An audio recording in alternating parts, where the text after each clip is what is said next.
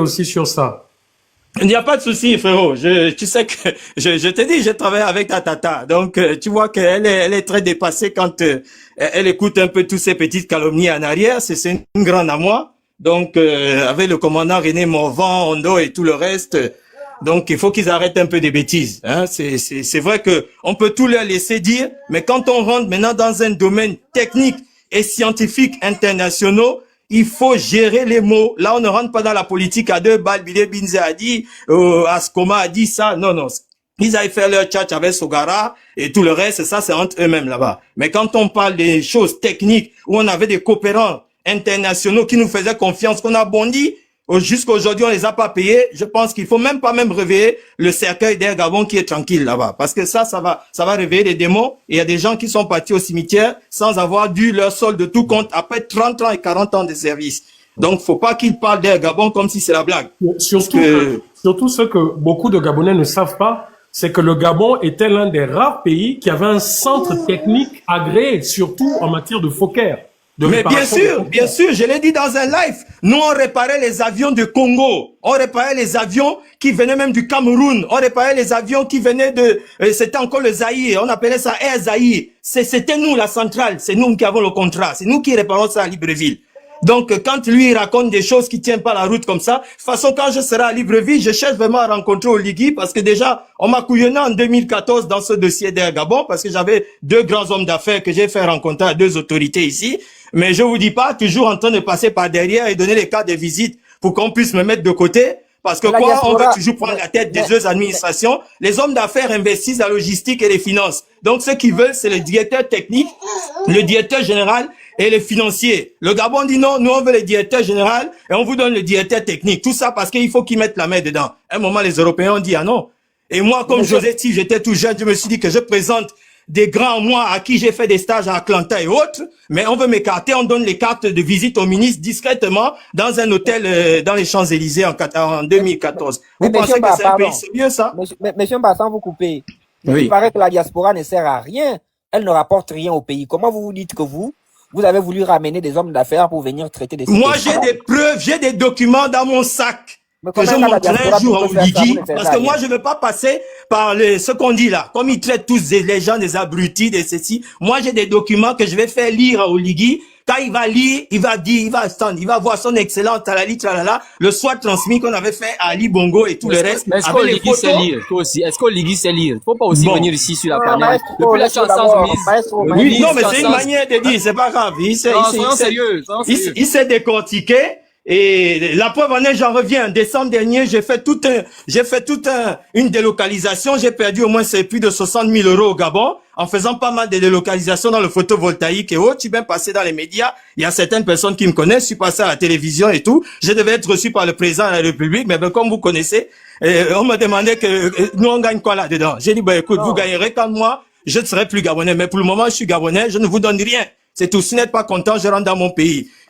J'ai fini ma cérémonie, j'ai demandé à l'agence immobilière qui me cherchait le local de stopper ça. Pour le moment, on va un peu mettre les points sur les i. J'ai tout amené chez mes parents au bas de Guégué. J'ai dit, bon, tant que les Gabonais dormiront avec les moustiques et ne comprendront pas qu'on est dirigé par des mythomanes et des menteurs, et ils vont rester comme ça. Parce que moi, je suis pas là à l'école pour qu'aujourd'hui, je puisse mentir à mes frères et sœurs et mes parents. Non, ça n'a pas de sens. Je vis en Europe, c'est grâce à l'État gabonais, à la bourse gabonaise. Je suis un ancien étudiant gabonais. Aujourd'hui, quand Air Gabon a coulé, c'est parce que j'ai gardé de bonnes relations quand j'étais en stage et autres, que j'ai pu replier, me reconstruire une vie. Mais quand je me reconstruis cette vie, je pense bien à la vie que j'ai laissée par derrière. Mes parents vivent au Gabon, mes frères et sœurs. Je ne peux pas venir jouir ici parce que je suis bien payé, en oubliant qu'aujourd'hui, dans 2-3 semaines, je dois monter dans une compagnie aérienne qui est étrangère. Alors qu'aujourd'hui, j'entends parler de Gabon Fly ou Gabon Air Fly, je sais pas quoi.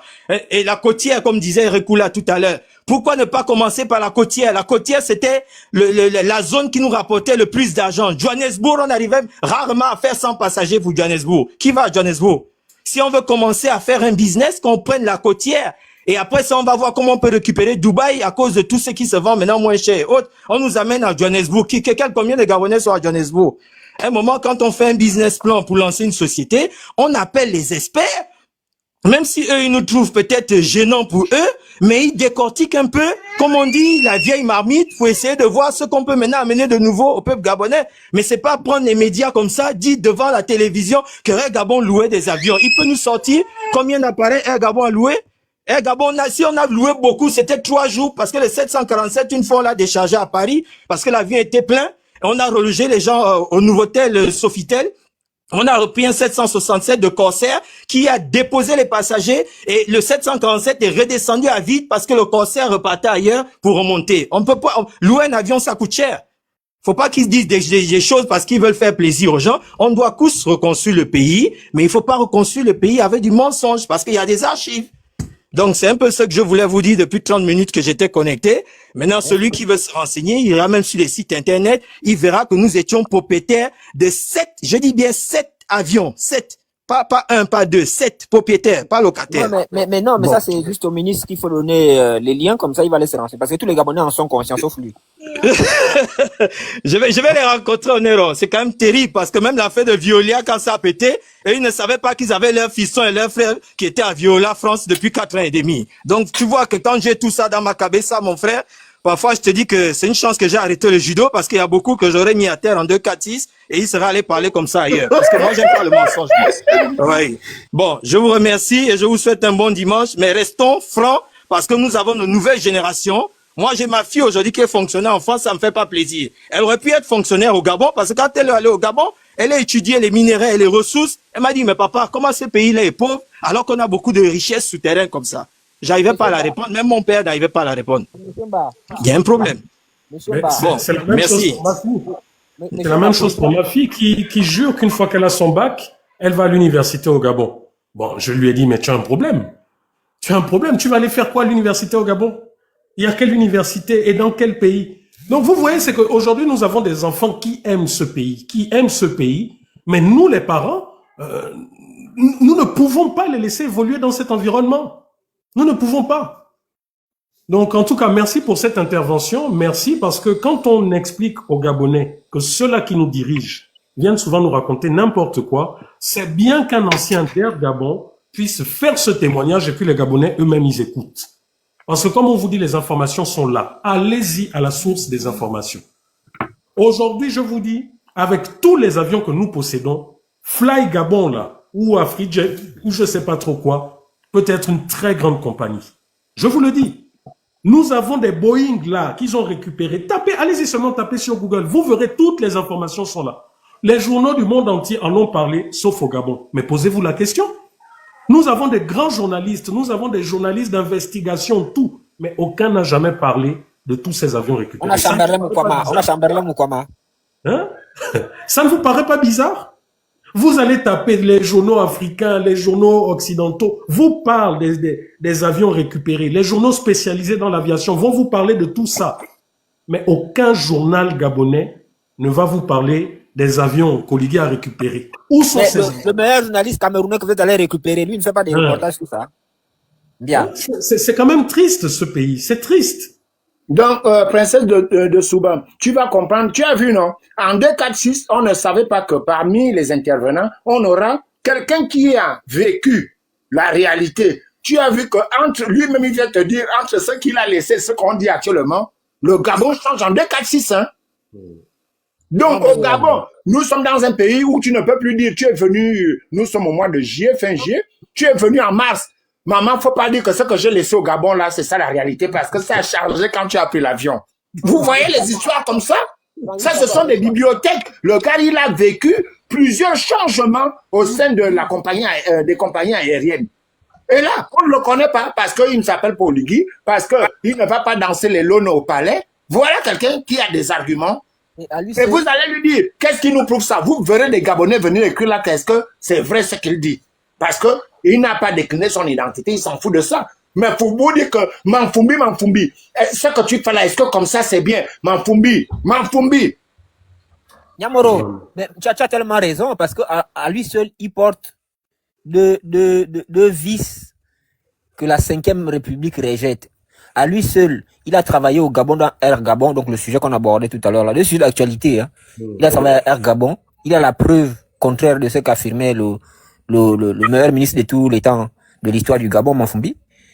Et en même temps, oui, en même temps, il est venu remettre en cause la question sur les Gabonais qui sont partis et qui ne sont jamais revenus et à cause de qui on devrait couper la bourse. Tu vois comment c'est magique. C'est pour ça que je dis que restons dans la vérité. Parce qu'à chaque fois qu'on sera dans la vérité, sans nécessairement chercher les preuves de la véracité de ce qu'on dit, hein, la vérité elle-même se dirigera vers là où elle doit être dite. Et c'est ce qui vient de se passer sur le panel. Je voulais... couper, Giovanni, troisième sujet. Tu as oublié le troisième sujet. Il a investi 60 000 euros et il a prouvé là encore à suffisance que ne faites pas cette erreur-là. Vous avez vu comment on lui a demandé quoi? Je gagne quoi dedans? Alors que c'est un Gabonais. Même dans le retour des investisseurs, il a été dedans. Mais il a été confronté à ce que nous, on a démontré lorsqu'ils nous ont brandi ce sujet-là. Là, c'est pas un activiste de tous les jours. C'est pas quelqu'un qui s'exprime tous les jours accompagné de Rekula, Princesse et autres. C'est quelqu'un, un Gabonais lambda qui vit ça au quotidien. Quand je lisais même les commentaires, apparemment même ça, il a été soutien d'Oligui pendant la campagne. Donc, à celui-là, personne ne peut lui faire le procès de quoi que ce soit. Maintenant, je voulais quand même relever quelque chose qui participe de la manipulation populaire. Les gens qu'on nous envoie nous combattent sur les réseaux pour communiquer, qui sortent aujourd'hui et qui nous ont fait mentir à chaque fois qu'on est venu pointer du doigt une situation anormale de comment le cartel Oligui fonctionne. Ce sont les mêmes qu'on a eu dans un échange privé qui a fuité, je ne sais pas par les mains de qui d'ailleurs, où ceux-là vous disent qu'ils ne croient pas en la sincérité des actes d'Oligui. Là, ils étaient en privé. Hein. Ils te disent ils ne croient pas, tout cela c'est le modèle. L'autre dit que, mais tu crois que depuis là je ne parle pas au Gabon, pourquoi? Mais parce que je sais que ça, tout ce qu'on fait là c'est en haut. Et donc tu vas aller là-bas, moi on va me damer. Qui est fou? Pas moi. Hein. Est-ce que vous voyez un peu la psychologie des gens? C'est-à-dire que c'est lui là va sortir demain et il va prendre une posture pour venir vous dire que Rekula, il fait ça parce qu'il a la haine envers le président. Rekula, c'est un grand menteur. Le président est bien, il est beau, il est géant. Tout ce qu'il fait est bien, est propre, il n'y a rien à redire. Le même là, que vous avez validé l'espèce de rentemplant là, qu'on a érigé comme le nouveau maître colonial là, qui venait insulter les gens jusqu'à monter des histoires. C'est pas les Elungue qui sont en diaspora là, hein, qui font des lives de défense pour le défendre là.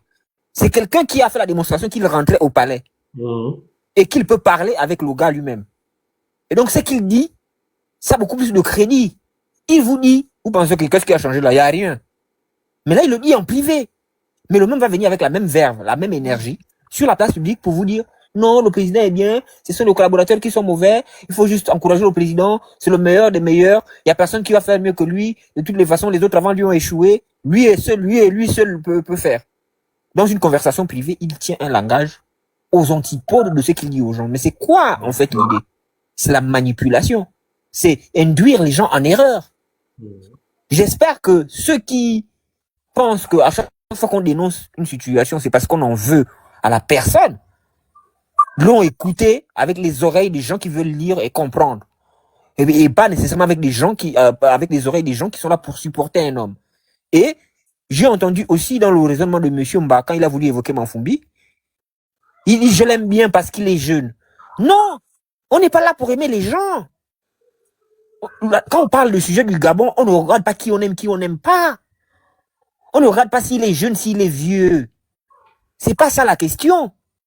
La question c'est quelle est la valeur ajoutée dans la matérialisation de nos aspirations collectives. Il est aux affaires. Est-ce qu'il répond dans ses actions au quotidien à nos aspirations collectives? Est-ce qu'il est à la hauteur de la tâche?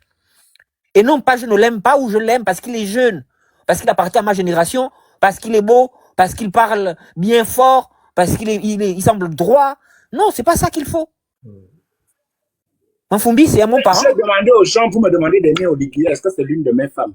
Moi, j'ai mes infirmières. Quand ça se passe mal, je dis que tu sors de chez moi. Quand ça se passe bien, on peut passer 2 heures de plus. Mais, oh oui, tu n'aimes pas Oligui. Je vais l'aimer, je ne le connais même pas. Moi, ce sont ces actes. Voilà, on va s'aimer en dehors de la sphère de la vie publique. On va s'aimer, ça c'est évident. Parce qu'on est Gabonais, on a des liens. Mais pour l'instant, tu m'as dit que tu viens changer les donnes. tu vas donner 80% dans les sociétés des étrangers, tu vas donner 80% du boulot aux Gabonais. J'ai dit, wow, ça va arriver à ma famille. Tu as dit que tu vas donner 6 000 emplois, 16 000 emplois aux Gabonais. J'ai dit, oh non, non, le petit là, il est vraiment merveilleux. Mais quand tu es venu nous dire qu'il n'y a pas de copains, copines, machin, tu as commencé par nous démontrer le contraire. Bon, vous voulez que je m'attache à quelqu'un comme ça parce que j'ai tué qui? Et moi, sachant que je n'ai pas de compromis et de compromission avec je vous dis ma vérité quand ça me... Monsieur Arimba, je vous ai relancé la demande. Hein. Tout à l'heure, vous êtes monté, mais vous n'étiez plus là. J'ai relancé la demande, acceptez là, monsieur Arimba. Donc, nous en sommes là. Je n'ai pas aimé Princesse, je n'ai pas aimé... D'ailleurs, Bertrand et moi, on a eu une longue discussion avant qu'il ne voyage. On n'aime pas les gens. On veut que vous posiez... On veut que vous posiez des actes qui sont bénéfiques au plus grand nombre au Gabon. C'est tout. À partir du moment où vous allez faire ça, même si vous êtes un crabe, je vais suivre le crabe. Oui, grand, c'est bon. On sait que tu aimes Princesse. Tu as dit que tu vas aller au Trocadéro juste pour Princesse, pas pour le Gabon. Non, parce que j'ai donné ma parole à Princesse. C'est un enfant. C'est la génération de mes petits frères. Moi, j'aime les femmes qui sont plus âgées que moi. Toi, tu cherches quel problème? Je te piquais un peu. Non, mais c'est ça en fait. Et le même spécimen, vous l'avez vu au Trocadéro, comme pour aller soutenir la démarche. Et les gars, ils vont vous dire que c'est vous le problème, vous n'avez pas compris, c'est la haine. Et vous avez voulu l'embarquer dans tout et n'importe quoi, la détestation. Alors qu'au fond, lui-même, il ne croit pas en ce qui est fait. Qui va envoyer en victime expiatoire au Gabon? C'est-à-dire que pour lui, tout va bien, mais il ne peut pas rentrer. Alors qu'on lui a donné des gages à lui. Mais il veut que Rekula rentre, il veut que les Souba rentrent, il veut que Dana rentre, il veut que Mwanga rentre, parce que le pays est déjà trop bien. Et ils font des lives, ils soutiennent ça.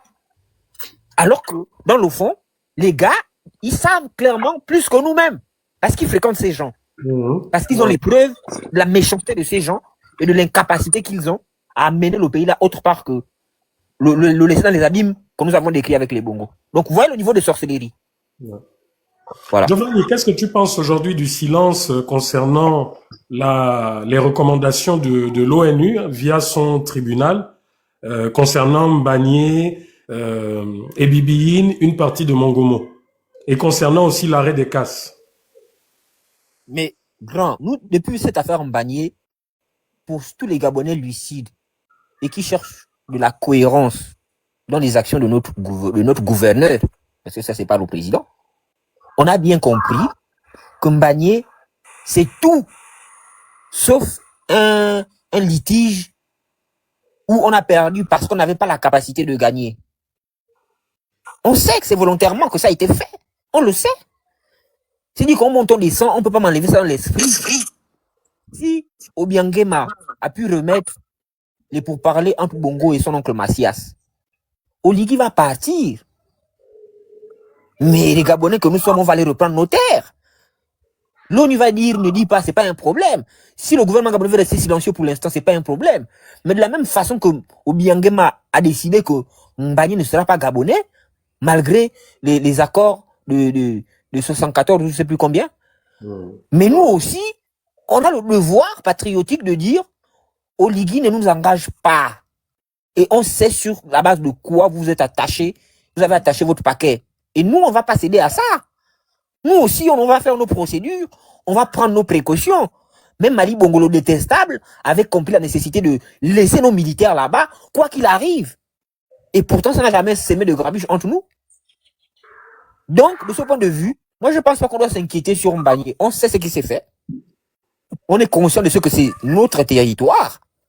Et donc, attendons finir avec l'histoire d'Oligui pour remettre nos pieds. Je parle de Mbagné, mais moi, c'est beaucoup plus les recommandations là de l'ONU quand il parle de discussions concernant Ebibiine et une partie de Mongomo. Parce qu'on se focalise sur Mbagné, mais est-ce qu'il y a des discussions qui ont déjà été entamées, qui sont entamées avec Ebibiine et Mongomo?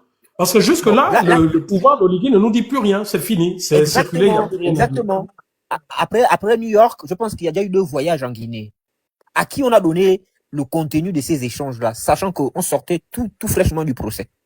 Personne. On a vu des gens faire les fêtes, ils étaient dans les dîners des galas, c'était tout, sauf des réunions de travail qui pouvaient nous faire croire que il y a quelque chose dans le cadre du procès qu'on vient de vivre en commun pour trouver un juste milieu. Rien de tout ça. On a fêté plutôt. Et l'image de la fête ramène plutôt à l'idée que on était sur un truc qui n'était pas évident à faire passer. Finalement, c'est passé crème. Bon, célébrons-le. On prend un toast parce que toi et moi, chacun a eu ce qu'il voulait. Moi, c'est l'image que j'ai des visites de Loliki en Guinée. Mais certainement pas une attitude de quelqu'un qui va pour négocier dans l'intérêt des Gabonais et du Gabon. Certainement pas. Et donc, oui, les recommandations onusiennes ont tout leur sens. Toi, les gars, ils sont en train de festoyer alors que vous nous avez donné une question sur le plan international à trancher. Bon, nous, on veille à ce qu'il y ait quand même un certain équilibre. On a nos données qui montrent peut-être autre chose que ce que vous avez conclu. On comprend que dans les deux cas, ça peut amener à des échauffourées. En tant qu'organisation onusienne, on n'a pas intérêt qu'il y ait de la chaleur, quel que soit l'endroit. Et donc, on vous interpelle sur la nécessité de bien faire les choses. Voilà.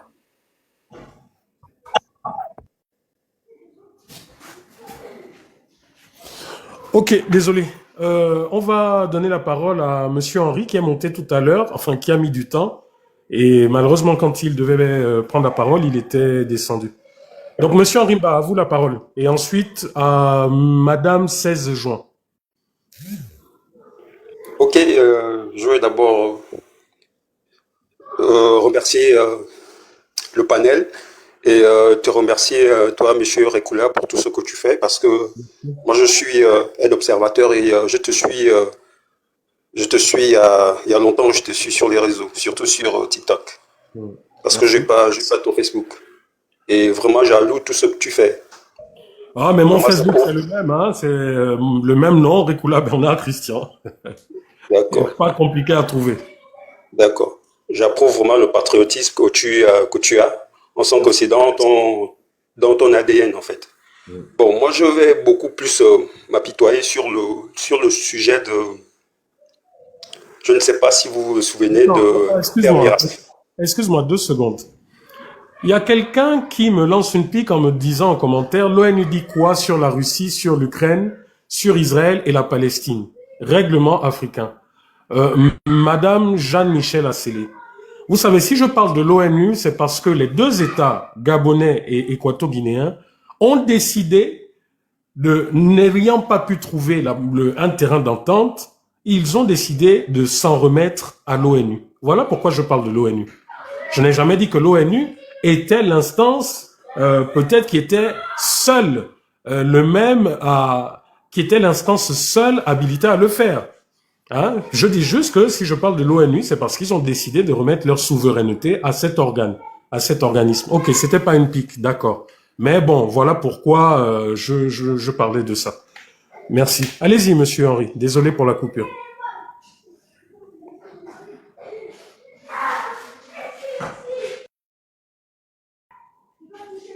Monsieur Henri, allez-y, votre micro. Ouais, excusez-moi, d'accord. Bon, je disais, souvenez-vous, il y a quelques années en arrière, ça fait pas longtemps, on a eu ici au Gabon, au niveau de entre Port-Gentil et Libreville, le naufrage de Esther Miracle. Et dans tout ce qui est sorti comme analyse, c'était déjà un navire qui avait déjà été utilisé depuis l'Occident là-bas, et que c'est venu et on a rafistolé et on a mis ça en service. Voici ce que ça a causé comme naufrage. On a perdu nos proches. Et là, il y a un aéronef qui arrive, qui a été déjà utilisé sans que les Gabonais ne soient informés de cet aéronef-là. Et c'est sur les réseaux sociaux, surtout sur ton live, que j'écoute que c'est un aéronef qui a déjà travaillé au moins dans différents pays. Et là, du coup, ce que l'État fait, ils avisent pas, ils en parlent pas, ils informent pas, on les découvre dans les réseaux sociaux, et c'est pas normal pour un État de droit qui se veut être un État de droit. La communication ne passe pas. La communication ne passe pas. Et ça, je suis vraiment stupéfait. Parce que ça, on va dire quoi, c'est un tombeau vide. Hein. C'est un tombeau vide. L'aéronef qu'on vient d'acquérir là, c'est un tombeau vide. Il faut avoir peur de cela. On ne sait jamais, on ne souhaite pas. Parce que Esther Miracle, moi j'ai perdu des proches. Hein. J'ai perdu des proches. Jusqu'alors, l'État nous balade. Pour ce qui nous revient de droit par rapport à nos proches que nous avons perdus. J'en passe. Et là, je suis surpris de voir, il y a 2 jours, sur Gabon Taille, que la justice a fait appel par rapport à ce sujet-là d'Esther Miracle. Et il y a un maître que l'État a donné la responsabilité de suivre le dossier. C'est maître Ange, quelque chose comme ça. Et il y a des personnalités qui vont répondre de leur on va dire quoi, de leur responsabilité, en fait. Oui, j'ai vu que en fait, ils sont en train de demander des comptes à Billy Binzé par rapport à la gestion de ce dossier et une personnalité. Mais bon, là encore, ça sent un peu l'instrumentalisation de la justice. Parce que avant Esther Miracle, nous avons connu des catastrophes. Et jusqu'à présent, pourquoi la justice ne se prononce pas sur ça pour se prononcer sur ce qui est récent, là, l'Esther Miracle? Ouais, c'est là où je dis qu'il faudrait qu'on arrête de jouer avec cette justice. On demande des comptes aujourd'hui là. Je suis pas partisan de Billy Binzé, hein. On demande des comptes aujourd'hui à Billy Binzé concernant Esther Miracle, mais on devrait demander des comptes au patron de la GR de l'époque qui était informé du fait qu'il y avait un navire qui était en train de couler et qui n'ont pas bougé le petit doigt. Pourtant, ils avaient des navires qui étaient là à la pointe des nids et qui faisaient la sécurité de Mohamed V. Donc, vous voyez, c'est ça. Voilà pourquoi il faut à chaque fois que ces gens soulèvent un problème, que nous examinions exactement ce souci. Sinon, on va se faire manipuler. Oui, on doit demander des comptes à Billy Binzé parce que, quoi qu'il en soit, c'était le premier ministre de l'époque, mais on doit demander des comptes à toute la chaîne et notamment à ceux-là qui étaient en mesure de sauver des vies. Notamment ce navire aussi qui appartenait au Bongo, qui avait reçu l'appel et qui a refusé de se rendre sur les lieux. Donc, excuse-moi, c'était juste un petit rappel également. Oui, pour ajouter un rappel. Bon,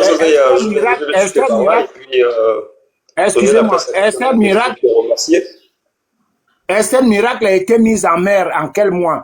Ce n'est pas pour défendre, allons-y dans la justice et les devoirs. Billy Binzé est nommé en janvier, hein, je pense, 2023. Oui, parce qu'il a fait 7 mois.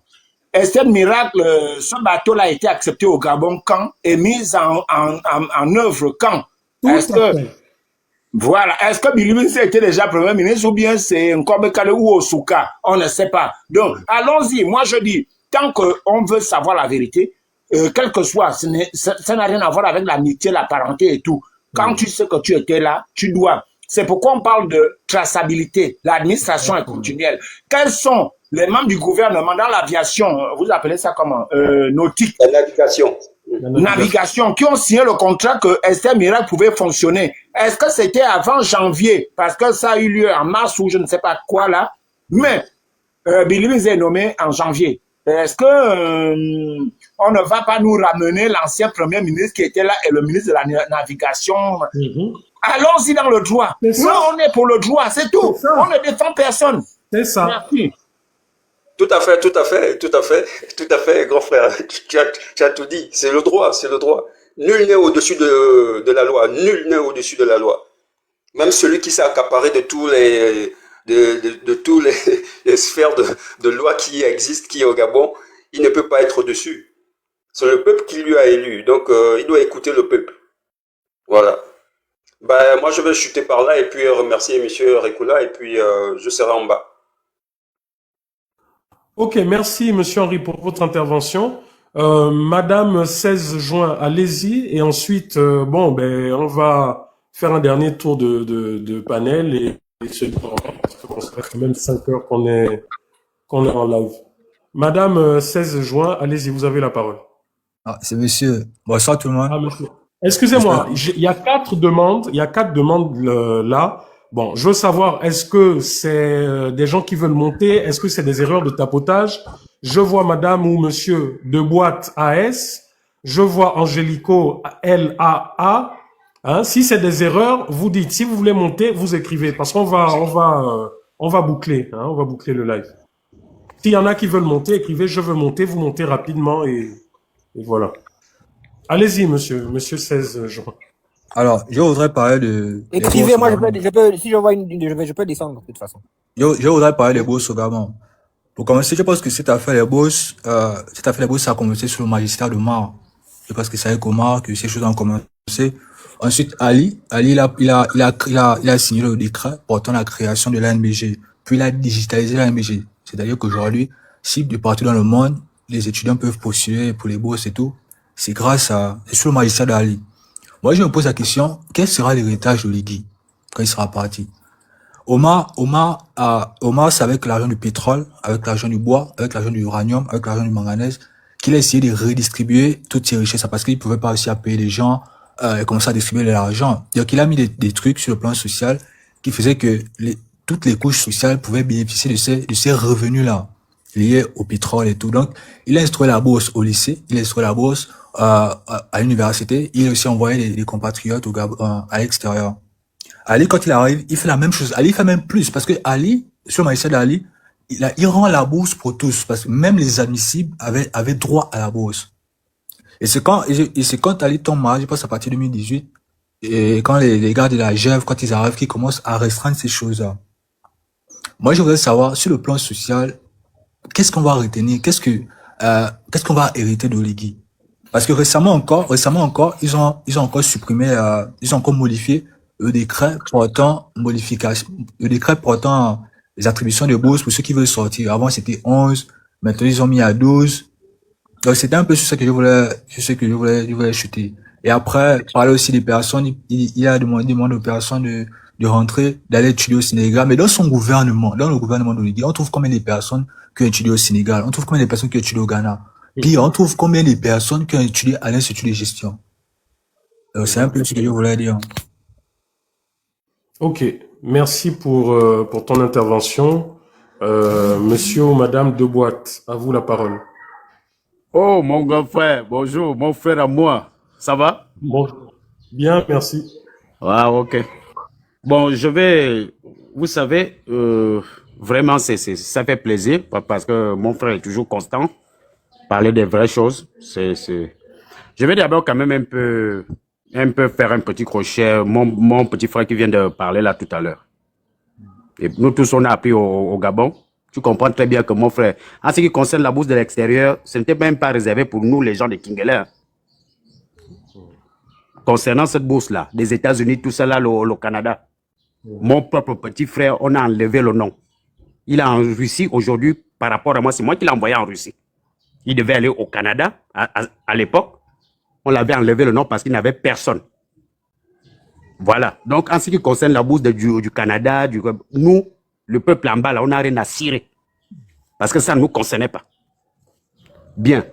En ce qui concerne l'histoire de Esther Miracle, c'est vraiment déplorable. Parce qu'il faut aller d'abord depuis le début.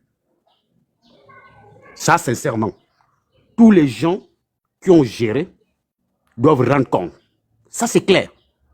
Ça, c'est clair. À cette époque, depuis Ali, c'est-à-dire tout ce qui était là, ministre du Marie Marchand, tout ce monde-là doit être arrêté et passer au tribunal.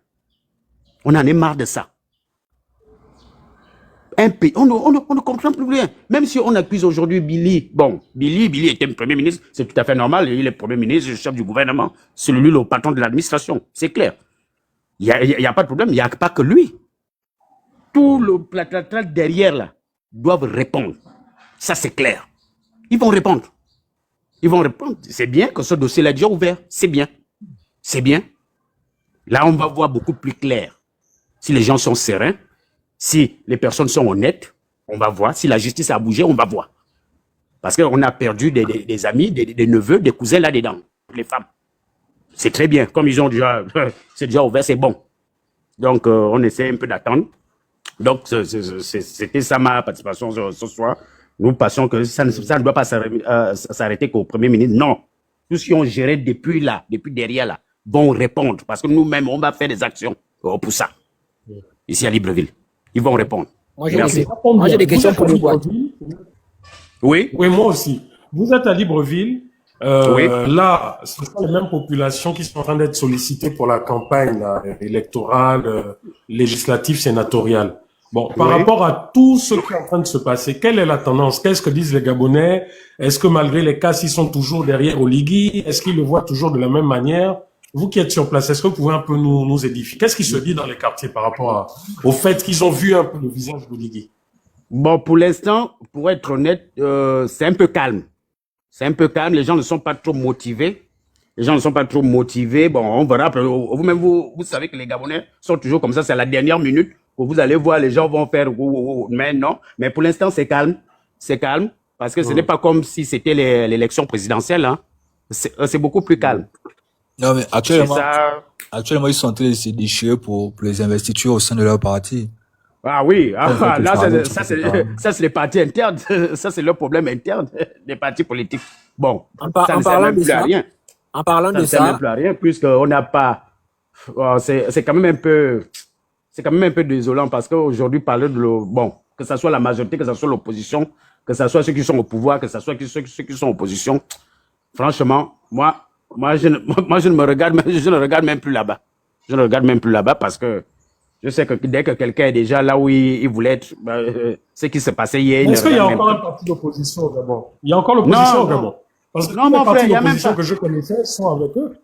Non, oui, mais l'opposition... Est-ce qu'on peut me dire ça? Est-ce qu'ils sont réellement... Est-ce que, Frangin, la question aussi que nous aussi on se pose, est-ce que réellement ils sont dans l'opposition? Vous c'est ça. Ils sont dans l'opposition. Parce qu'il ne faut pas qu'ils viennent nous jouer le rôle que Pep Mbabo nous a damé ici là pendant 15 ans, 20 ans. Hein. Moi, je peux jouer le rôle de leur vente. Parce qu'ils viennent là pour dire qu'on parle au nom de la population et puis après, dans le noir, c'est autre chose. Des boîtes. Voilà la triste réalité aussi. Bon, des boîtes, je vois qu'il a retrouvé un peu de lucidité parce que je l'ai connu grand fervent supporter d'Oligui et tout ce qu'il faisait. Oui. Je voudrais rappeler à des boîtes qu'il y a quelques mois, il était convaincu que Oligui, Billy Binze est contre tout ce que fait Oligui. Donc, il est opposant. Oligui? Qui c'est Billy? Oui. Non, bon, je vais te ramener ou bien rafraîchir un peu de la mémoire. Moi, je vais être véridique à un frère. C'est ce qui est bien parce qu'au panel ici, tout le monde écoute tout le monde. Vous savez, tous les Gabonais supportaient Billy avant que le 11, ce qui est arrivé là. Parce qu'après Mbaobam, la personne qui devait prendre du relais, tous les Gabonais le savaient. Mais ils ne pouvaient pas parler à haute voix, c'était Billy. Tout le monde comptait sur Billy. Sincèrement. Je te le dis. Bon, vous savez, en politique... Le sujet n'est pas là-bas. Le sujet, est-ce que tu reconnais au moins à Billy qu'il est opposé au camp Oligui? Bon, Billy aussi... mon frère, depuis que Mbabo se nous a roulé dans la farine... Hein, non, Billy, ça ne pas mal. Non, répartons aux fondamentaux. Le sujet, c'est actuellement, quel est le visage de l'opposition politique institutionnelle au Gabon? Bon, actuellement, bon, moi, je ne parle pas avec beaucoup. La seule personne que je vois qui est dans l'opposition, c'est Billy. D'accord. Voilà. Mais, moi, je suis honnête. Moi, je le connais. Oui, il y a même Wang Bading. Donc, bon, il y a une opposition. Mon frère, Wang Bading, là, vous connaissez, mais mon frère, il est dans l'opposition depuis. Mais justement, donc il y a des opposants. Est-ce qu'il est réellement dans l'opposition? Parce que c'est bien sûr. Non, il faut pas créer. Ces gens-là sont réellement dans l'opposition comme Billy. Des boîtes. Il faut pas créer dans l'esprit. Est-ce qu'ils sont comme Billy? Est-ce qu'ils sont déterminés? Attends, il faut pas créer dans l'esprit des Gabonais le sentiment du tout pourri au point qu'il y aura personne et tous qui sont là, ils sont en train de jouer. C'est faux. Oligui a ramené tous ceux qui se disaient être opposants. Voilà, tu changes déjà de sujet. Tu m'as posé la question sur Man Banding, mais tu vas déjà virement sur Oligui. Reste à tranquille. Voilà la triste réalité. Reste tranquille. Je vais venir, je suis en train de développer. Est-ce que c'est le sujet là? Mais je viens, non? On a parlé parce que tu as remis en cause l'opposition. Je te dis, est-ce que il a cassé les frontières. Tout le monde s'est engouffré dedans. Il y a eu une minorité qui se démarquait. D'ailleurs, l'opposition politique a été tenue jusqu'aux premières élections référendaires par les activistes. Et petit à petit, l'opposition en tant que parti politique, groupement politique est en train de se constituer. On ne peut pas nier. En train de se constituer avec Billy Binze qui est le plus visible et qui est le plus. Il y a que Billy qui est crédible là. Non, excuse-moi, quelqu'un qui a fait une opposition depuis 80 ans, depuis 1980, il est crédible. Parce qu'il n'a jamais balbutié. Billy a été dans le pouvoir. Remettons les choses à leur place. Il n'a peut-être pas le dynamisme ou la visibilité de Billy, mais il l'a fait. Bengonsi l'a fait, il faut le leur reconnaître. Maintenant, ils n'ont pas l'aura de Billy, c'est évident. Mais ils sont des vrais opposants. Donc, que ça soit clair. Maintenant, aujourd'hui, la figure de proue de l'opposition, sans conteste, ça ne souffre d'aucune contestation, aucun doute dans les esprits des Gabonais, c'est Billy Binze. C'est visible. Voilà. Ça, c'est été hier. Voilà. Maintenant, je vais te dire quelque chose. C'est bien que tu aies retrouvé ta lucidité. Oui. Voilà. Parce que, et ce que je n'ai pas aimé, malgré tout, c'est la mauvaise foi dans le développement lié à la question de bourse. Mais c'est ce que j'ai vécu. Laisse-moi finir. C'est une réalité, mon frère. Oui, moi, j'ai appris à l'UOB. Laisse-moi d'abord finir. Moi, j'ai appris à l'UOB. M'écouter. Oh, donc, sur ce point-là, mon frère, tu ne peux pas me convaincre. La bourse, elle n'était pas réservée à nous, les enfants de Kingele. Oui, je suis d'accord avec toi sur cette question. C'était pas fait pour les enfants de Kingele. Et quand tu le dis, je soupçonne chez toi l'envie de dire tant mieux qu'il coupe. C'était pas pour les enfants de Kingele. Donc, il a raison de couper. L'autre question qu'on aurait pu te poser après que tu aies dit ça, c'est de savoir, quand ils ont fini de couper là, quel est le moyen de substitution? Qu'est-ce qu'on fait derrière? Quelle est l'utilité des orientations qu'il a données? Si les raisons qu'il a données sont celles-là. Malgré le fait que c'était beaucoup plus les enfants des mêmes gens qui avaient les bourses, on ne peut pas nier qu'il y a eu deux tondus, trois pelés qui sortaient des bas quartiers, qui arrivaient parfois à bénéficier. En France, il n'y a pas que les enfants des riches qui y allaient, il y a aussi les enfants des Makaya. Moi-même, j'ai des gens de ma famille qui sont allés par la bourse de l'État. Donc, c'est pas des enfants des riches. Donc, si on veut couper, simplement parce qu'ils allaient en France et que parce qu'on estime que c'est cher, j'aimerais que tu reconnaisses combien tu t'es trompé en soutenant Oligui, qui n'a rien à proposer pour les petites familles du Gabon, qui ne pense qu'à faire des économies pour lui et sa famille. Jusqu'à 3 semaines en arrière, c'était encore un de tes poulains. Tu le défendais bec et ongle, quel que soit le sujet. Voilà. Moi, je voudrais rebondir par rapport à cette affaire de position. Pour ma part, je pense que la meilleure posture adaptée est celle de reculage, c'est-à-dire regarder ces gens à distance. Regarder ces gens à distance. S'il te plaît, motion, s'il te plaît. Laisse-moi, je vais lui répondre 2 secondes. Celui qui vient de me poser qui vient de me répondre là. Bon, je vais être clair. Je vais être clair. Mon frère, détrompe-toi. Moi, je ne me trompe pas. Si je l'ai voté, moi j'assume comme toi aussi tu assumes. Moi, j'assume. Mais on ne dit pas que tout est rose. Voilà. C'est clair. Tout n'est pas rose. Tout n'est pas rose. Ça, c'est clair, mon frère. Moi, j'assume. Comme toi aussi, tu assumes. Voilà. Donc, moi, je ne fais pas comme toi. Tu dis que tout est vraiment... Il n'y a que lui. Non. C'est parfait. Non. Voilà pourquoi moi, je dis, voilà la triste réalité. Voilà ce qui se passe. Moi, je voulais porter l'émotion après. C'est ce que je voulais te dire. L'émotion après. Je voulais porter mon émotion. Moi, je porte l'émotion sur certains arguments qui ont été apportés. Mon frère, tu nous dis que les bourses, c'était depuis Ali Bongo, mais tu vis dans quel Gabon et tu as quel âge? Je peux t'en excuser, mais si tu as des grands frères ou encore tes oncles ou ton père et ta maman, on va te dire que mais les étudiants gabonais, justement, on parle de Bongonsi et tout qui sont venus apprendre en Europe. Parce que au Gabon, on bénéficiait déjà des bourses depuis l'indépendance. Oui, je vais te répondre, mon frère. Attendez, il y a que la France. Oui.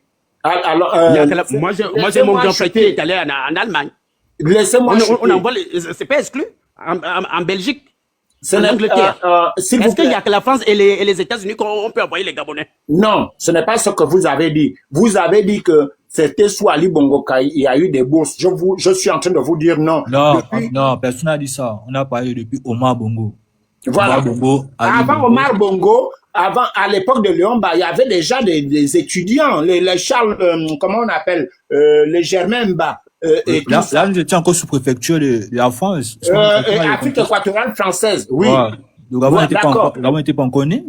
Mais le Gabon est né en 60. Léomba a dirigé le Gabon quand même de 60 à 67. Donc, pendant ce temps, il y avait des étudiants, il y avait des boursiers gabonais, que je sache. Léomba a dirigé le Gabon pendant 7 ans. Donc, il y avait des bourses venues du Gabon par rapport aux coopérations de son ancien, je veux dire, là où nous étions presque dans les tombes, ou alors Afrique équatoriale française, mais pendant la gouvernance de Léon Mba de 60 à 67, il y a bien eu des étudiants gabonais boursiers. On a eu des docteurs, les premiers docteurs X machin qu'on voit, nous lisons aujourd'hui. Il y en a qui étaient des enfants sous Léon Mba, qui ont bénéficié de la bourse de Léon Mba. Après, il y en a qui disent aujourd'hui les avantages, que oui, Ali, les avantages, mais moi je me rappelle que on avait des avantages sociaux. On avait des avantages sociaux depuis Léon Mba, où moi je me rappelle que ma mère bénéficiait de l'argent qu'on appelle l'argent des enfants. Mon père ne prenait pas ça, c'est ma mère qui prenait ça, les 9 000 par enfant, machin. Donc, il y avait un suivi du ça, c'est la CNSL, ça, c'est la CNSL. Jusqu'à présent, je pense qu'il y a encore ça. Ils ont coupé ça depuis longtemps. Donc, non, pas depuis ça veut dire longtemps, que... pas depuis longtemps, parce que mon père, il prenait encore cet argent jusqu'à ce que j'ai eu plus de 18 ans. C'était jusqu'à 18 ans. D'accord. Donc, ça veut dire que, pour répondre aux frères, il y a eu des processus, comme on dit, la gouvernance est continuelle. Il y en a qui ont eu la volonté de continuer sur cela. Alors, lorsque vous venez, quand je vous entends là, mon frère, dire que oui, Oligui a raison de couper en Allemagne et tout. Mais si en Allemagne, c'est là-bas où il y a la performance, je vais prendre un exemple sur la santé. Mais tant qu'à faire, envoyons nos étudiants là-bas. Si en Belgique, là-bas, il y a le social, plus. Envoyons nos étudiants. Mais ils veulent t'envoyer au Sénégal, au Tchad et tout. Le Tchadien, lui, qui envoie son enfant apprendre aux États-Unis, en Belgique et tout. Mais nous, on doit les envoyer au Sénégal. Est-ce que, lorsque vous soutenez Monsieur Oligui, vous avez quand même conscience de ce recul, je veux dire, millénaire là, où il nous renvoie à là où les Tchadiens, je me rappelle que lorsqu'on avait IAI, les Tchadiens, on avait sous Omar Bongo, l'Institut informatique africain. C'est nous qui avions tout ça, Afrique à numéro 1, information. C'est nous qui avions ça. On nous envoie maintenant, aller à l'enseignement chez les autres. Ce n'est pas que je néglige les autres. Mais mon frère, lorsque nous avons, par exemple, les agents chargés du nucléaire au Gabon, ces agents-là, vous allez les former au Tchad. Pour faire quoi? Tata, pour faire quoi? Quand aujourd'hui, le nucléaire s'enseigne en France, aux États-Unis, en Occident, en gros. Et on nous dit, vous ne pouvez plus aller là-bas. Donc le nucléaire n'est pas en Russie, hein? Mais c'est l'Occident. Je dis c'est l'Occident. C'est l'Occident. Mais ce sont ces trois pays-là. Pourquoi ce sont ces trois pays-là que les Gabonais doivent rester? Ils ne peuvent pas aller étudier dans d'autres pays en Europe. Mais on peut toujours ouvrir des coopérations, mais pour l'instant, là, vous n'avez pas. Pourquoi tu ne m'as pas dit en Guinée équatoriale? Pourquoi on ne va pas prendre le nucléaire en Guinée équatoriale? Non, pourquoi tu veux que c'est en Guinée équatoriale? Ah, mon frère. Donc, tu es d'accord avec nous que Oligui nous envoie nos enfants apprendre le nucléaire au Sénégal, c'est pas possible. Donc, il faut dire des choses. Mon frère, si c'est pour le commerce, ceux qui veulent être les entrepreneurs, nous avons remarqué qu'effectivement, nos frères de l'Afrique de l'Ouest sont des bons entrepreneurs. Au niveau du Gabon, ils commencent par une petite boutique, ils finissent par des grands magasins. Oui, si on veut apprendre ça, on peut aller au niveau de l'Afrique de l'Ouest. Mais pour les histoires comme le nucléaire, pour les sciences du futur, tu nous envoies en République centrafricaine faire quoi? Aka. Mon frère est vraiment fâché. On va envoyer en Chine, on va envoyer en Iran, on va envoyer tout ça, c'est l'Occident, c'est le moyen. La France n'est pas le seul pays. Non, la France n'est pas le seul pays. Tout ça là, c'est l'Occident, c'est le Moyen-Orient. Mais voilà. Oligui vous dit que vous devez vous limiter à la Guinée équatoriale, au Nigeria, au Sénégal. Non, mon frère, non. Toi aussi. La Guinée connaît quoi en termes de nucléaire? Non, toi aussi. Mais moi, la question que j'ai envie de me poser aussi, c'est que quand il veut couper les bourses partout là, lui, quel plan de développement de l'enseignement gabonais il a? Parce qu'on envoie des étudiants en Afrique de l'Ouest depuis des décennies et des décennies. Mais c'est à quel moment que nous, au Gabon, on aura des écoles comme ces pays ouest-africains qui, pour beaucoup, ont toujours été considérés plus pauvres que le Gabon? C'est à quel moment qu'on aura Mon frère, toi, tu es toujours intéressant. Merci beaucoup. Non, vraiment. Parce que c'est ça, un moment. Tes questions. Voilà les vraies questions qu'on doit se poser. Voilà les vraies questions. On a eu IAI au Gabon. On a eu mais encore que encore que Hugues, IAI, c'était une école inter-État, hein, c'était une école sous-régionale. C'était une école qui était payée par la plupart des pays de la sous-région. Et malheureusement, le Gabon s'est retrouvé le seul avec ce bébé sur le dos. Voilà d'ailleurs. À pouvoir payer les bourses, excusez-moi. Voilà pourquoi d'ailleurs là récemment, c'est le Gabon qui est en train de plus ou moins d'essayer de faire revivre ça. On avait au Cameroun, IAI c'était l'informatique. Au Cameroun, on avait l'école des journalistes. Exactement. Hein? C'était eux qui faisaient, voilà, qui enseignaient ça. Ensuite, oui.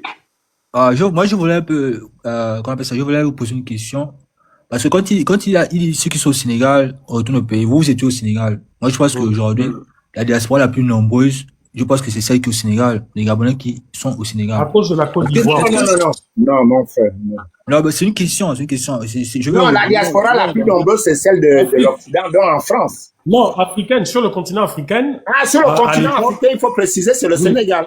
Voilà. Moi, je voudrais savoir combien, est-ce qu'il n'y a pas, surtout à cause de la guerre en Côte d'Ivoire.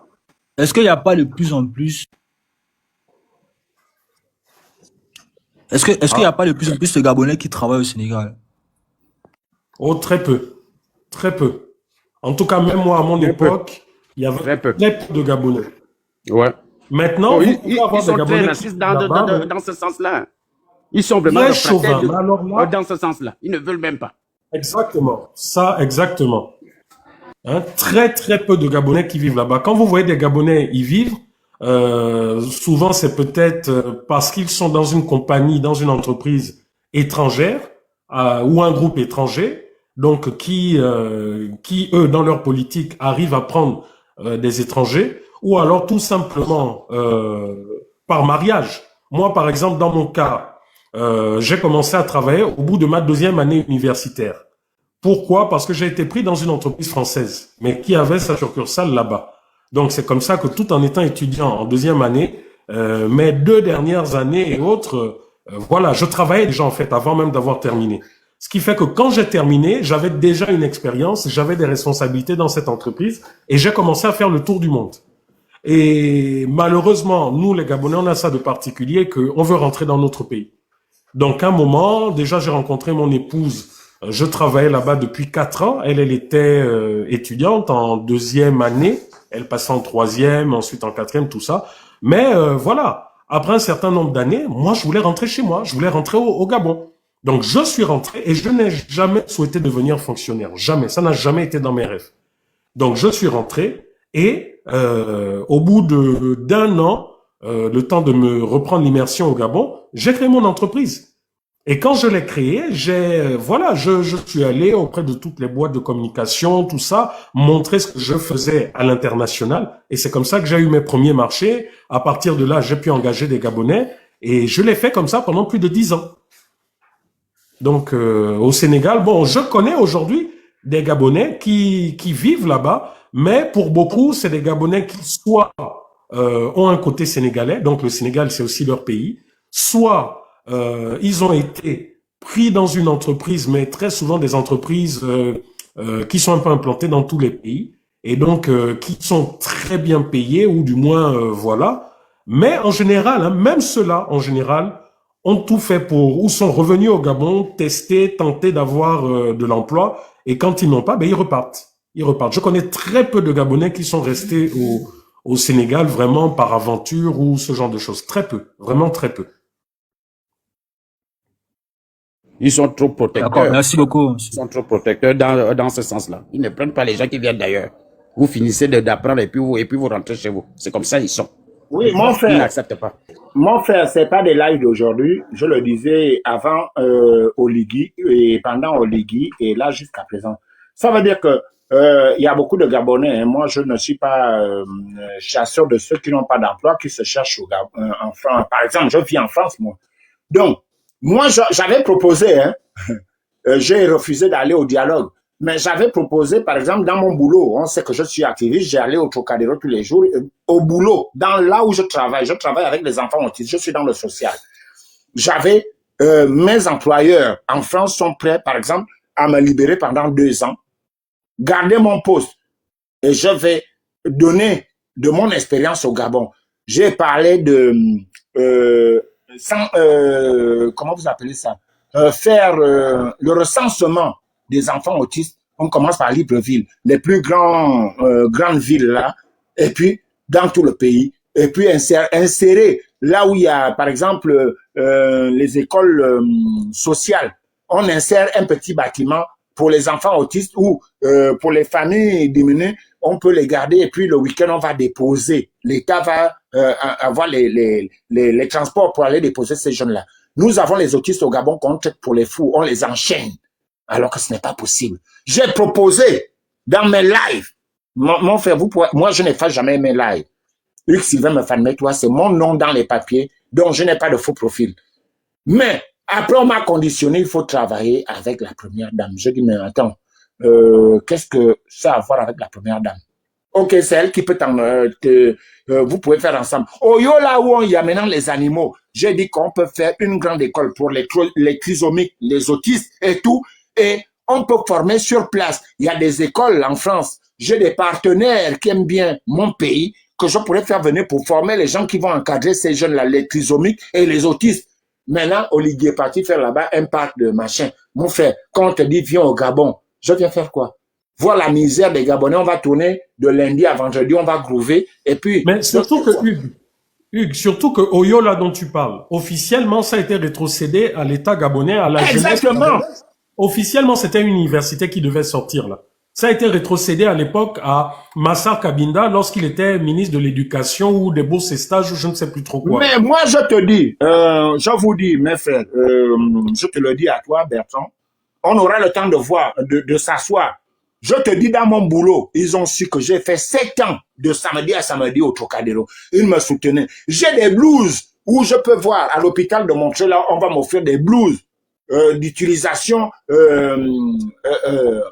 de bonne qualité où on va former les gens. Ils sont prêts à faire voyager les gens avec leur propre argent. Mais on te dit, il faut d'abord voir les gens du palais. Mon frère, je vais voir les gens du palais. Moi, je vais aider les Gabonais. En quoi ça regarde Olivier? Lui, il fait la politique. Moi, je fais le social. On te dit, si tu ne passes pas par Zita ou bien la bling bling, tu ne peux pas réussir en ça. Effectivement. Mais ce sont les mêmes. Ce sont les mêmes après qui viennent, qui prennent leur micro et disent, ah, mais qu'est-ce que cette diaspora nous apporte? Mais ils oublient, c'est ce que je disais tout à l'heure, ils oublient que ce sont les mêmes qui nous mettent des bâtons dans les roues. Les mêmes, exactement les mêmes. Donc, mon frère, quand tu vois ça, et que à la fin du mois, comme le dit Bertrand, mon gars, là, ma fin du mois est bouclée. Hein. Ça veut dire que j'ai déjà le deuil que j'ai là-bas, j'ai mes petits frères, mes enfants, mes petits-fils que je dois contenter. Moi-même, quand tu vas venir chez moi, tu manges seulement les pâtes, tu vas dire, oh, les Mefane. C'est parce que mon argent est parti au Gabon. Mais si les Gabonais travaillaient, donc mes petits frères, mes enfants, mes petites sœurs, je n'aurais pas autant de dépenses. Je vais aider, certes, mais ce serait pas autant de dépenses. Je vais même envoyer l'argent pour qu'on me tape les 2000 briques par mois parce que je suis capable de payer le tapage de 2000 briques par mois. Je ne peux pas le faire parce qu'il faut s'occuper des Gabonais qui doivent bénéficier. J'ai dit à Oligui qu'il faut faire le recensement des Gabonais. Avec nos richesses, chaque Gabonais peut avoir 200 000 francs, 250 000 francs par mois parce qu'il est Gabonais. Après, si tu es enseignant, si tu travailles au privé, ça c'est ton problème. Mais comme au Koweït, comme dans les pays qui ne sont pas aussi riches que nous, chaque Gabonais, chaque individu au Gabon peut recevoir de l'État gabonais 250 000 francs par mois. Et ça ne va pas faire chuter l'État si on a un État et des dirigeants conscients. C'est possible au Gabon. Et quand on parle de ça, ça nous énerve.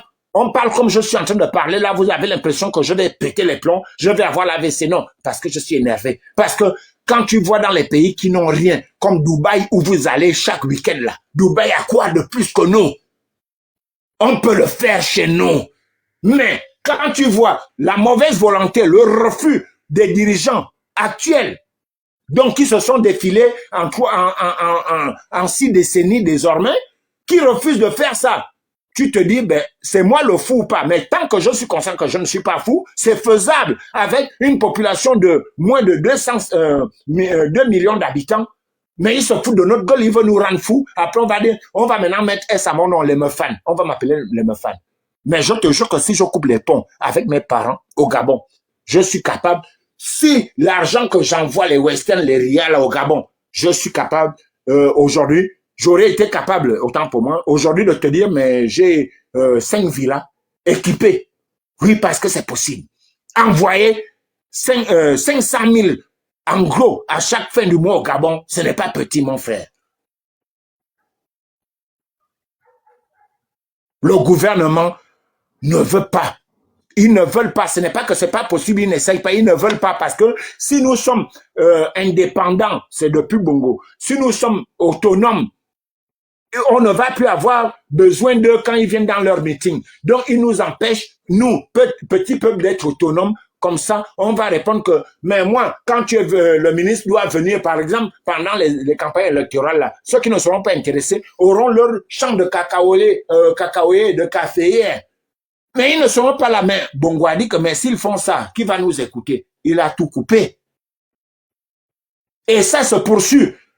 Les dirigeants, même au Ligui actuellement, c'est que si le Gabonais est autonome, il est impossible pour lui de te contrôler. Même toi, le petit enseignant. C'est pas possible. On parle de notre pays. Et là, quand on parle même pour le bénéfice des enfants de Oligui Dali et tout le reste. On n'a pas crié que ce sont les enfants de Touama Fano ou bien les enfants de Rekula qui doivent bénéficier de ça. On parle de la population gabonaise. Les gens que nous ne connaissons pas. Mon frère, vous intervenez là. On ne vous connaît pas. Mais ce que vous dites, il y a des points qui sont prenables. Pourquoi est-ce que chaque fin du mois, on ne donne pas 200 000 à chaque citoyen gabonais qui a l'âge de 18 ans? Parce que c'est possible. Ce n'est pas que nous amenons le gouvernant à une mission impossible avec tout ce que les étrangers gagnent là. Vous voyez, il a dit qu'on doit maintenant transformer l'uranium chez nous. Les Français sont revenus pour dire ils vont accompagner. Il a renversé les donnes parce qu'ils ont senti le mal. Donc, il peut exiger que vous avez vu le petit qu'Oligui avait arrêté à Mwanda. Il a dit, mais les maisons que vous avez promises n'étaient pas celles-là. Il faut revoir. Quand Oligui a arrêté le gars, il s'est rendu compte qu'en fait, j'ai arrêté le gars, il avait raison. Donc, il ne vient même pas s'excuser. Parce qu'un Gabonais de 18 ans, oui, peut avoir une maison de 2 chambres, salon, cuisine, douche, l'eau cadeau, électricité cadeau. C'est possible chez nous. C'est possible. C'est pas que c'est des crédits. C'est possible chez nous. Maintenant, si toi, tu es enseignant, tu gagnes tes 500 000. Ça te regarde, ça te fera 700 000.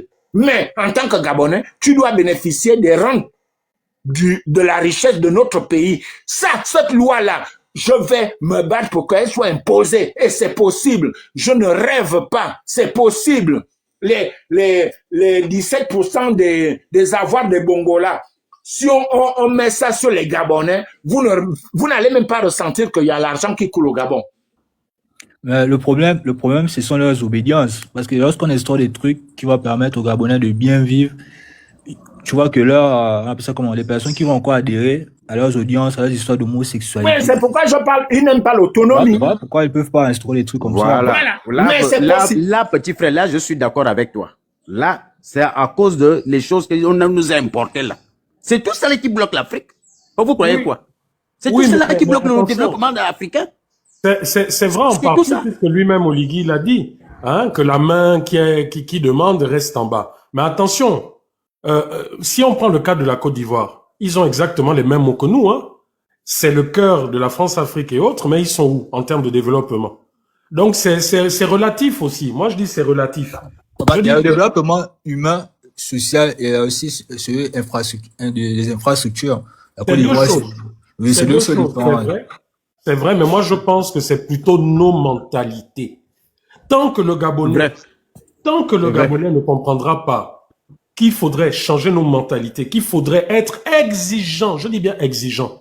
Le Sénégal est loin aujourd'hui, loin. Quand je suis rentré au Gabon, il y a 1 an, 2 jours après mon arrivée, j'ai fait un violent live contre la société civile et contre les partis dits de l'opposition.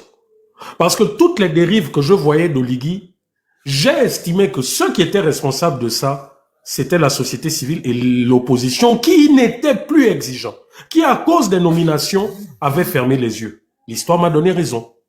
Si dès les débuts d'Oligui, la société civile, ceux qui se présentaient comme l'opposition avaient été fermes en disant nous ne voulons plus revoir ces PDGistes, nous ne voulons plus, Oligui n'allait pas prendre la trajectoire qu'il a pris. C'est parce qu'il a vu que ces gens ont été plutôt sensibles à l'argent et aux nominations qu'il a fait tout ce qu'il a pu, tout ce qu'il a voulu. Donc, la faute, elle est à nous-mêmes. La faute, c'est nous-mêmes. C'est nous-mêmes qui acceptons tout et n'importe quoi. Bon, écoutez, on va terminer le live par là, hein, sauf si quelqu'un a un dernier mot à dire.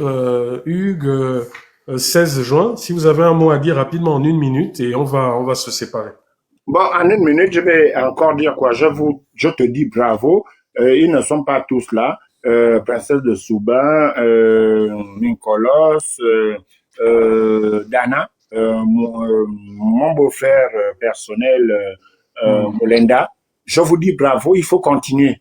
Lorsque vous voyez notre silence, je veux dire silence physique, c'est pas qu'on n'a plus rien à faire, il y a beaucoup de choses. Non, on s'est dit, voilà, on s'est dit, nous on se repose et puis, comme je vous l'avais dit, on fait confiance à la nouvelle génération. Je ne suis pas ce jaloux-là qui ne veut pas céder la place. Vous êtes merveilleux, vous êtes percutant et vous allez dans le sens où j'étais déjà. Donc, c'est pourquoi je ne me gêne pas à venir dans vos panels pour ajouter un peu de sel, un peu de piment. Mais magnifique le travail que vous faites. Je te dis merci. On a parlé en privé lorsqu'il y avait des mésententes et il faut poursuivre dans ça. Lorsque tu comprends que mais Molenda ne me parle plus, pourquoi? Va appeler Molenda, il va t'expliquer. Va appeler Princesse de Souba. Ne suppose pas. Un leader ne suppose pas. Un leader va demander qu'est-ce qui se passe entre toi et moi. C'est ça. Donc, je te dis merci encore pour le travail que tu fais avec les autres et je te souhaite un bon dimanche. Finalement, un bon fin de dimanche. Ouais. En tout cas, merci à nous tous. Merci à nous tous. Comme tu vois, hein, moi-même, je suis génération Facebook, mais obligé de s'adapter, se mettre sur TikTok, même si je comprends pas encore bien le fonctionnement, mais bon, on est obligé. Là, par exemple, j'ai pareil la page Facebook, mais bon, là, ça bug, ça déconne, parce que tu sais surtout, on va dire, nous, là, qui avons commencé avec les réseaux sociaux, on est plutôt Facebook, mais bon, sur TikTok, ça va aussi très vite, on atteint plus facilement les gens, donc, on essaye de s'adapter, quoi. Le 16 juin, à toi la parole, tu vas clôturer et on va se dire au revoir. Je voulais juste vous dire merci pour m'avoir fait monter et tout. Bonne soirée à tout le monde. Merci. Donc, en guise de conclusion, merci à vous tous de nous avoir suivis. J'aimerais j'aimerais sur les prochains lives qu'il y ait des personnes qui soient du camp d'en face, qui soient du camp d'Oligui, parce que c'est important d'échanger, c'est important de discuter. J'aurais aimé avoir ces personnes qui puissent monter et donner des arguments, hein. Je ne demande pas des gens qui, lorsqu'ils prennent la parole, c'est tout de suite l'insulte en disant oui, vous racontez n'importe quoi, etc. Non. J'aimerais quelqu'un qui me dise oui, Rekula, vous racontez n'importe quoi, tel avion, voilà. Allez-y voir, par exemple, sur tel site, vous pourrez le trouver. Allez-y voir là, vous pourrez voir le contrat, etc. Moi, c'est ce que je veux. Hein. J'aime des gens comme ça avec lesquels nous puissions débattre de façon intellectuelle, hein, et non pas des gens qui viennent sur les pages écrire oui, votre rôle, c'est de salir le pays parce que vous êtes payé, etc. Non, ça, sincèrement, ceux-là, en général, soit je vous bloque, soit je supprime votre commentaire, quel que soit ce que vous dites. Parce que je pense que nous sommes arrivés à un moment où c'est plutôt les cerveaux, c'est la matière grise qui doit s'affronter. Hein. Je vais revenir dans la semaine sur ce militaire qui est au transport, qui me bloque un papier concernant mon permis de conduire que je veux transformer ici en permis français. Là aussi, pareil. C'est des pratiques que là, Hugues, qui est là sur le panel, qu'ils ont vécu avec l'ancien ambassadeur en France. Hein, ces gens qui estiment que parce qu'on pense différemment qu'eux, parce qu'on ne s'aligne pas sur leur politique, ils doivent utiliser la machine administrative pour s'en prendre à nous sur le plan personnel. Vous vous rappelez, notre grande sœur Grete Geno faisait des lives sur ça, se plaignant que son passeport était bloqué parce qu'un ambassadeur avait décidé, etc. Eh bien, ce sont les mêmes pratiques qui continuent. Ça fait à 2 reprises que je veux faire délivrer un papier, un certificat d'authenticité de mon permis de conduire gabonais que j'ai depuis plus d'une dizaine d'années. Et vous avez comme ça un militaire, parce qu'il a vu le nom Rekula, il me bloque le papier. Donc, cette semaine, je vais encore investiguer. Et puisque désormais, ça devient une affaire personnelle, ce militaire que je ne comprends pas, que je ne connais pas, mais qui estime que, voilà, que parce que c'est Rekula qui s'oppose à Oligui, donc on doit bloquer la machine administrative. Je vais d'abord faire constater ça par un huissier de justice. Ils vont expliquer à l'huissier de justice pourquoi on ne me délivre pas le papier. Où est la loi qui a écrit que parce que je suis opposé à Oligui, on doit utiliser l'administration pour m'atteindre sur le plan personnel. Donc, je vais mettre la loi de mon côté, je vais utiliser un huissier de justice pour constater. Une fois que le constat sera fait, vous verrez dans les jours à venir, dans les semaines à venir, ce que je ferai. Parce qu'à un moment donné, il faudrait qu'Oligui et toute sa bande comprennent que ils ont pris le pouvoir par la force, mais ce n'est pas parce qu'aujourd'hui, ils ont le pouvoir, qu'ils gèrent l'administration gabonaise, que cette administration les appartient. Hein. L'administration gabonaise n'appartient pas à Oligui. Hein. Il faudrait que M. Oligui le retienne. Il n'y a aucune loi aujourd'hui au Gabon qui dit que dès l'instant où vous êtes opposé à un pseudo-président de la République ou quoi, ou même si je ne le reconnais, il n'y a aucune loi qui dit qu'ils ont le droit, le pouvoir de me bloquer un document, un acte de naissance, un passeport, un certificat de permis ou je ne sais trop quoi. Il n'y a aucune loi. Et je vais faire constater ça par un huissier de justice. Maintenant, comme la loi, là, c'est pour vous, parce que vous avez des docteurs de la loi qui font, voilà, qui appliquent la loi comme ils veulent, moi, je vais juste faire constater par un huissier de justice et la suite, vous la verrez. Donc, merci de nous avoir suivis. On reste mobilisés et bonne fin de week-end, de dimanche à vous tous.